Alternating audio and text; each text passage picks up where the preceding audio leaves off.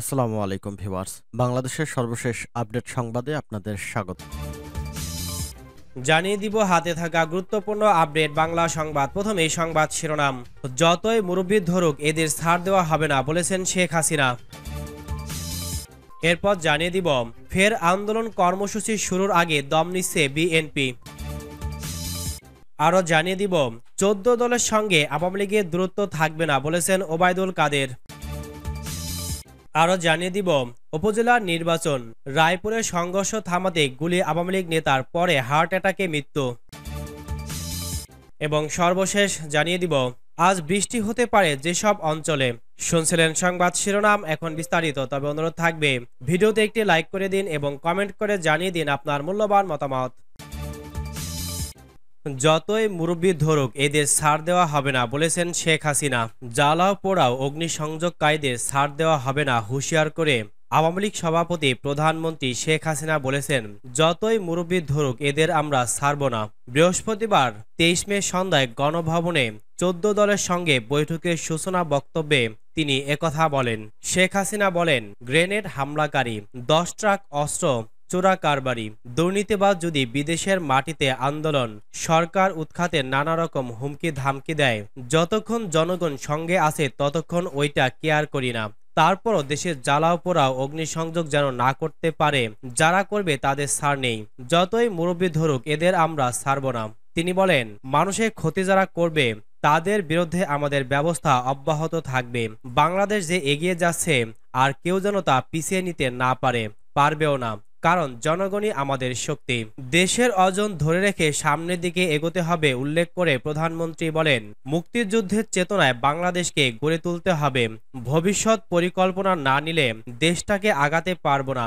এখানে যে বাধাগুলো আসে, মুক্তিযুদ্ধের সময় যারা আমাদের বিরোধী ছিল এখনো তারা একটুও বদলায়নি। এটা হচ্ছে বাস্তবতা, এটা মোকাবেলা করে এগিয়ে যেতে হবে। শেখ হাসিনা আরো বলেন, মুক্তিযুদ্ধের সব পক্ষে শক্তি ছাড়া দেশের মানুষের কল্যাণ হবে না। ফের আন্দোলন কর্মসূচি শুরুর আগে দম নিচ্ছে বিএনপির সঙ্গে যুগপৎ আন্দোলনের শরিকরা হতাশ হয়ে পড়েছেন। প্রধান শরিকের কাছ থেকে কোনো কর্মসূচি না পেয়ে নিজেরাই ছোট ছোট কর্মসূচি পালন করছে। গত সপ্তাহে যুগপৎ আন্দোলনের নেতাদের সঙ্গে বিএনপি বৈঠক করেছে, কিন্তু তাতে কোনো কার্যকর ফল আসেনি। বিএনপির স্থায়ী কমিটি কার্যত এখনো আন্দোলন সহ সার্বিক বিষয়ে সিদ্ধান্ত নিতে পারেনি। কথা ছিল ৭ জানুয়ারি নির্বাচনের পর বিএনপি দলের ব্যাপারে একটি মূল্যায়ন দেবে। সম্ভাবনাময় আন্দোলন কেন ব্যর্থ হলো, কোথায় ভুল ছিল, কোনো হঠকারী সিদ্ধান্ত ছিল কিনা, আত্মঘাতী কোনো সিদ্ধান্ত ছিল কিনা, এসব বিষয়ে পর্যালোচনার প্রত্যাশা ছিল। কিন্তু বিএনপি এখনো তাদের মূল্যায়ন দেয়নি বলে জানান বিপ্লবী ওয়ার্কার্স পার্টির সাধারণ সম্পাদক সাইফুল হক। যুগপৎ আন্দোলনের শরিকরা আরো জানতে চায়, বিএনপি আগামী ১ বছরে সত্যিই কি সরকারের বিরুদ্ধে চূড়ান্ত কোনো আন্দোলন করতে চায়? সাইফুল হক বলেন, আমাদের বিবেচনায় কিছু সিদ্ধান্ত ছিল আত্মঘাতী, যা আমরা বিএনপিকে বলেছি। অসহযোগ আন্দোলন ছিল ভুল সিদ্ধান্ত। আবার ডিসেম্বরে এসে জামায়াতকে সঙ্গে নিয়ে এক প্ল্যাটফর্মে যাওয়ার উদ্যোগ, এগুলো ছিল হতাশার ফল। অনেকগুলো সিদ্ধান্ত ছিল হঠকারী, যেমন ঢাকার প্রবেশ মুখে ধাম করে প্রোগ্রাম দেওয়া, এটা আত্মঘাতী ছিল, যেটা বড় বিপর্যয় ডেকে এনেছে।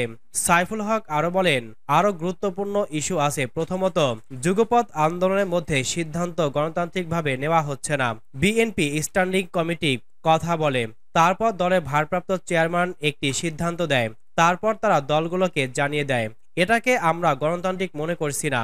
আমরা বলেছি যুগপৎ আন্দোলনের মতো সিদ্ধান্ত হবে, তা লিয়াজো কমিটিতে চূড়ান্ত হবে, সেটা আর পরিবর্তন বিএনপি করতে পারবে না। এখন বিএনপি কি করে তার দেখার অপেক্ষায় আছে। ১৪ দলের সঙ্গে আওয়ামী লীগের দূরত্ব থাকবে না বলেছেন ওবায়দুল কাদের। জোটের শরিক দলগুলোকে আরো সংগঠিত এবং জনগণের কাছে জনপ্রিয় করে তুলতে ১৪ দলের নেতৃবৃন্দকে নির্দেশনা দিয়েছেন জোট নেত্রী ও প্রধানমন্ত্রী শেখ হাসিনা। বৃহস্পতিবার ২৩ মে রাতে গণভবনে অনুষ্ঠিত ১৪ দলের বৈঠকে এই নির্দেশনা প্রদান করেন শেখ হাসিনা। বৈঠক শেষে গণভবনের সামনে সাংবাদিকদের একথা জানান আওয়ামী লীগের সাধারণ সম্পাদক ওবায়দুল কাদের বলেন, আওয়ামী লীগ সভাপতি শেখ হাসিনা 3.5 ঘন্টা সবার বক্তব্য শুনেছেন। যার যা বলা সবাই বিস্তারিত বলেছেন। এতে 14 দলের যে দূরত্বের কথাটা বলা হয় সেটা আর থাকবে না। বৈঠকে সমসাময়িক পরিস্থিতি নিয়ে আলোকপাত করা হয়েছে। এছাড়া অসাম্প্রদায়িক বাংলাদেশ গড়তে শেখ হাসিনা 14 দলকে আরও সংগঠিত করার নির্দেশ দিয়েছেন বলেও জানান তিনি। উপজেলা নির্বাচন। রায়পুরে সংঘর্ষ থামাতে গুলি আওয়ামী লীগ নেতার, পরে হার্ট অ্যাটাকে মৃত্যু। উপজেলা পরিষদ নির্বাচনকে কেন্দ্র করে দেশের বিভিন্ন স্থানে সহিংসতায় 32 জন আহত হয়েছেন। এ সময় হার্ট অ্যাটাকে এক আওয়ামী লীগ নেতার মৃত্যু হয়েছে। লক্ষ্মীপুরের রায়পুরে সংঘর্ষ থামাতে নিজের শটগান থেকে ফাঁকা গুলি ছোড়ার পর হার্ট অ্যাটাক করেন তিনি। সেখানে সংঘর্ষে 8 জন আহত হয়েছেন। পিরোজপুরে সরবকাঠিতে বিজয়ী ও পরাজিত চেয়ারম্যান প্রার্থীর সমর্থকদের পৃথক হামলা, পাল্টা হামলায় আহত হয়েছেন 3 জন। পুলিশ 3 জনকে গ্রেপ্তার করেছে। সুনামগঞ্জের জামালগঞ্জে পরাজিত ভাইস চেয়ারম্যান প্রার্থীর সমর্থকদের দোকান ও বসতঘর ভাঙচুর করা হয়েছে। এ সময় 3 জন আহত হয়েছেন। পুলিশ 1 জনকে গ্রেফতার করেছে। এছাড়া পাবনা সদর ও ময়মনসিংহের গৌরীপুরে সংঘর্ষ হামলায় আরও 18 জন আহত হয়েছেন। ব্যুরো ও প্রতিনিধিদের পাঠানো খবর। রায়পুর লক্ষ্মীপুর প্রত্যক্ষদর্শীরা জানান, মঙ্গলবার সন্ধ্যায় বিজয়ী চেয়ারম্যান অধ্যক্ষ মামুনুর রশিদের পক্ষে আনন্দ মিছিল হয়। পরে উত্তর চরবংশী ইউপির তালতলা বাজারের পাশে আবুল কাশেমের চায়ের দোকানের সামনে অবস্থান নেয় বেশ কিছু নেতাকর্মী। এ সময় আওয়ামী লীগ কর্মী সবুজ তার সিনিয়র কর্মী বকুলের কাছে সিগারেট চায়। এতে বকুল ক্ষিপ্ত হয়ে সবুজকে থাপ্পড় মারে। এক পর্যায়ে দুপক্ষের লোকজনের মধ্যে সংঘর্ষ বাধে। তাদের থামাতে আওয়ামী লীগ নেতা জামিল খান তার শটগান দিয়ে 1 রাউন্ড ফাঁকা গুলি ছুড়েন এবং চিৎকার করে তাদের শান্ত হতে বলেন।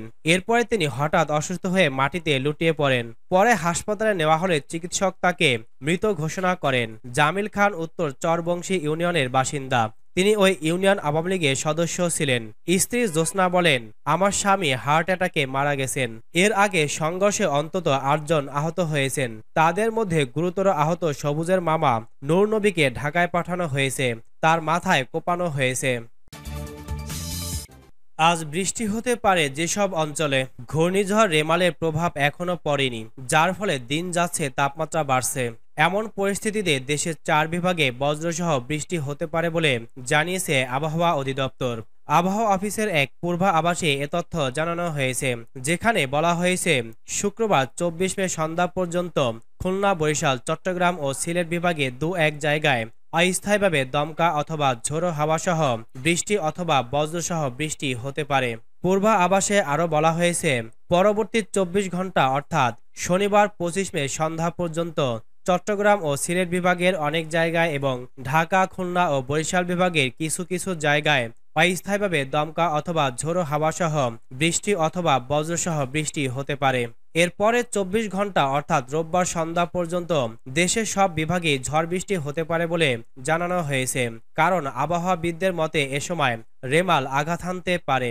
এদিকে গতকাল বৃহস্পতিবার দেশের সর্বোচ্চ 38.5 ডিগ্রি সেলসিয়াস তাপমাত্রা রেকর্ড করেছে আবহাওয়া অফিস। এদিন দেশের সর্বনিম্ন 23.4 ডিগ্রি সেলসিয়াস তাপমাত্রা ছিল বগুড়ায়, আর ঢাকায় সর্বোচ্চ 38 ডিগ্রি। তাপমাত্রা অনুসারে বলা যায় শুক্রবার দিনের তাপমাত্রা সামান্য বাড়তে পারে। এরপর রাত থেকে শনিবার সন্ধ্যা পর্যন্ত তাপমাত্রা প্রায় অপরিবর্তিত থাকতে পারে। তবে শনিবার রাত ও পরের দিন রোববার 26 মে তাপমাত্রা কমতে পারে।